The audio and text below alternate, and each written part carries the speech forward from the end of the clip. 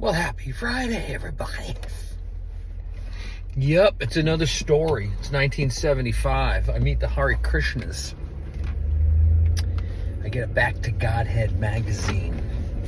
I was impressed because my drum teacher, who I told you about before, Michael Adist, knew everything. And he used the term Godhead. And I was like, what the hell? What does that even mean? I had to look it up in the dictionary. I was probably around 15 when I first heard it.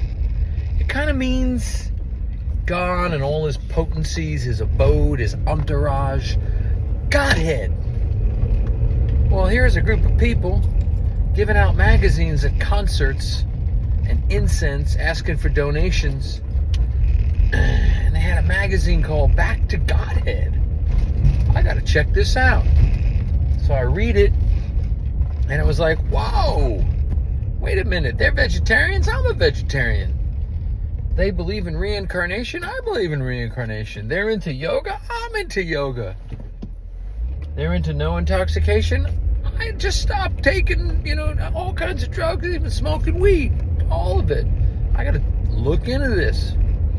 Long story short, I get into it. I visit the temple. I'll tell you that another time. But this story is about how I wound up joining the Hare Krishna movement. So what had happened was they had a farm out in Pennsylvania. I'm in Long Island. And I was all set to go to Berklee School of Music in Boston. And I found out that they had a temple down the street. Perfect. I'll go there and hang out, do all the chanting and the bhajan and all that stuff. And I'll go to music school. And it's the summer, right before I'm ready to go to the music school. So me and my friend Jack, who wound up joining the temple with me, we go to the farm. It's called Gita Nagari. We're there for 2 weeks, working out in the fields, picking potatoes with our hands. And when I say picking potatoes, you're digging them out of the ground. They're down in there. And it's summer. And it's hot. And you're using your hands, digging the potatoes out. So that's what we would do all day. And then, in the morning, we would have a service. And in the evening, we'd have a service. And my dad says this to me before I leave. You're a smart kid, Mark. I can't tell you how to think. I can't tell you what to do. I know you got a good head on your shoulders. You want to be with the Krishna? Be with the Krishna. But if you come back with a shaved head, don't come home. If you shave your head, don't come home. Okay. Now here's the thing. 2 years before, the movie Papillon came out with Steve McQueen and Dustin Hoffman. Now it's like 1973. And we just had hair. Nobody cut their hair. It was just hair. Whatever it did, it did. You just let it grow forever since you were like in 7th grade. So my hair was down to here. It was just crazy, wild hair. And Steve McQueen and Dustin Hoffman had buzzed heads because they were in a prison, a French prison. And me and my friend Goldie, we were like, that is so cool, man. Let's be different. Let's do that. We shake on it. And I go to my hairstylist that I've been going to on and off for years. And I tell him, you know what? I want to get a haircut, but use your scissors and get as short as you can. So he took a comb and scissors and he cut it. And it was basically a buzz head. And this was the same year, I think, right around the same time that Kung Fu came out. And I wanted to be Kwang Chan Kane. I wanted to be Grasshopper. I thought he was the coolest thing ever, man. He was a vegetarian. He was into the martial arts. I was studying Kung Fu. Oh, I wanted to be Grasshopper, man. So it fit right in. So we did it. But Goldie chickened out. So here I am coming to school with this shaved, buzzed head. Now, before I go to the farm, my dad says, listen, I want you to go talk to the rabbi. Listen to what he has to say. I'm not trying to tell you what you're doing is wrong or right, or you shouldn't do it, or you talk to the rabbi. See what he has to say. Do it for me. Okay. So we make an appointment one night. He's retired now. He's living in Manhattan in an apartment that the shul, the temple, ultimately paid for from his salary. And it was a weeknight. We drive there after dinner, school night. It's around 8 o'clock. It's dark. Can't remember the time of year. We go to his apartment, and I'm thinking, this guy lives pretty fancy. We get in. The last time I talked to him, I never really talked to him, was at my bar mitzvah when I was 13. So now I'm 17. We've never talked. Come to his apartment. He's sitting behind a desk smoking a cigar. Pretty much overweight. You know, he's got the nice pot belly going on. Posh apartment. I'm reading the Bhagavad Gita, talking about renunciation. It's talking about, controlling your senses, giving up intoxication, da-da-da-da-da-da-da. This guy's the opposite of that. So right away, I'm like, this isn't going to be good. Mark, tell me what you believe. Don't tell me what they believe. Tell me what you believe. What do you believe? Okay. Here's what I believe. I believe that we're not these physical bodies. We're actually a spirit soul. And that animates the body. And that spirit soul has no beginning and no end. It's eternal. You and I, we're eternal. And that means that we can't really identify as being a Hindu, a Christian, a Jew, a Muslim. Those are all external things. The spirit soul actually has an eternal relationship with God. You know how the sun shines and all those particles of light, those are like one and different with God. They come from the sun.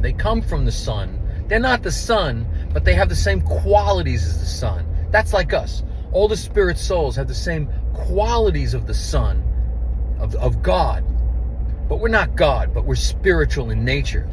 Now what happens is we fall from the spiritual world and we're in the material world and we're taking birth over and over and over again. There's 8,400,000 different species of life.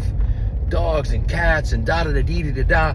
And when we die, we go from one body to the next, to the next. That's called transmigration of the soul.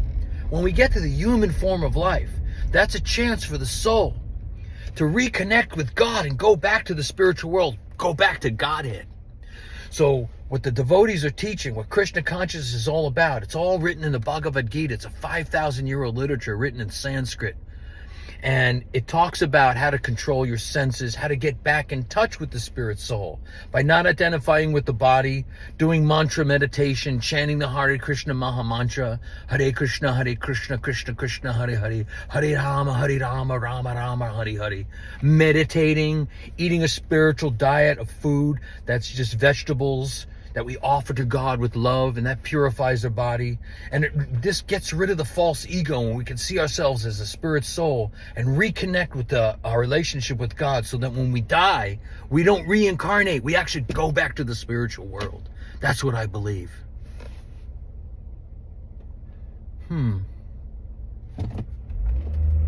The people of Israel cannot afford to lose another Jew. This is what he says. I'm like, did you just hear what I said?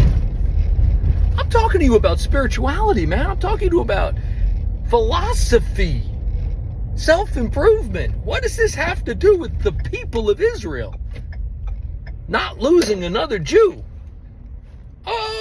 Okay. So what do you suggest? Let me ask you a question. You know the Bible that I gave you when you got bar mitzvah? Have you read it? The Bible he's referring to is it's the Old Testament, the Jewish Bible. It's like this thick because it's got commentary in it. It's got the original Hebrew. When we were kids, we learned how to read and write Hebrew. Didn't understand any of it. We tried to learn it. We learned a little bit.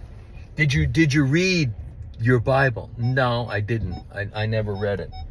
Why don't you do this? Why don't you learn about your own religion before you go and adopt a different religion? You should know what your religion's about. Yeah, but this isn't a religion. It's about you. Just It's a type of religion. Why don't you do this? Make your mother and father happy. Read the Bible and then make your decision. Okay. We leave. What did he say?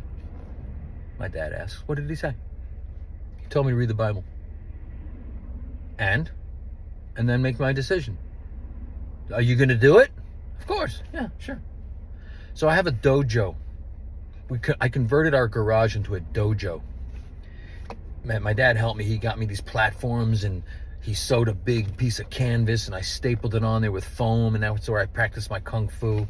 And then when I met the devotees, I'd do my meditation before and after. I had posters of Vishnu and Krishna and Radha, and Bruce Lee. Nice combo. So I thought, and I was reading the Ishopanishad, one of the Upanishads at the time. So took the Bible off the shelf that he gave me. I'm going to start right here, Book of Genesis. This one begot that one, and that one begot this one on the sixth day, and that one, and that one, and this one, and that one. And it's like, where's the philosophy? Where's the philosophy? I don't get it. I'm not into this. I can't do this. Couldn't do it. Okay, so now I'm going to the farm. My dad gave me the warning, but I'm going to the farm. So I thought, you know what? I told my dad I wouldn't shave my head, and they're pressuring me up there. Attachment to your hair, it's false ego. If you're really surrendered to God, you'll give up your false ego. That's why we shave our heads, So we're not looking in the mirror and going, oh, look how nice I look. We're not the physical body, we're the soul inside. You got to start identifying with that. And if you're really surrendered, you'll shave your head. I said, I promised my dad I wouldn't shave my head. They go, all right, well, what if you just buzzed it?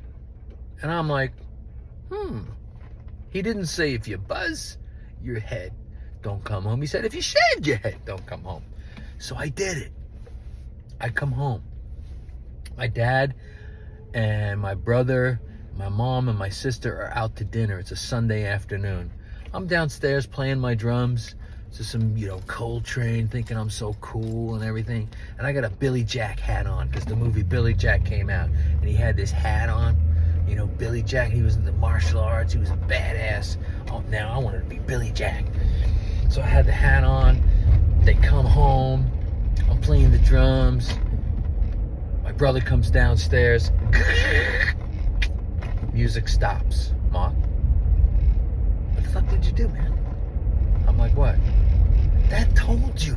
He told you. He's so pissed off right now. You gotta go upstairs and talk to him. Okay. Go upstairs. Hey, how you guys doing? Whack! Didn't I tell you? I told you. You couldn't listen. You had to disobey me. You couldn't listen. Get out of the house. I'm like, oh my God, my mom's freaking out. Boom, stop. Don't yell. Don't hit me. Get your stuff and get out of the house. All right. So I go upstairs. I get a few things. I start coming down the stairs. You had to do it. You couldn't. You had to. You couldn't. You had to.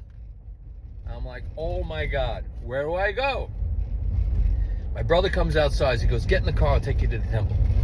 Takes me to the temple. End of story. That's how I joined. I didn't want to join a movement, but that's how I wound up living in the ashram. There was an ashram in Long Island, and that's how I wound up going there. And after being there for a few weeks, I was like, wow, this is a whole lifestyle. This is a whole thing.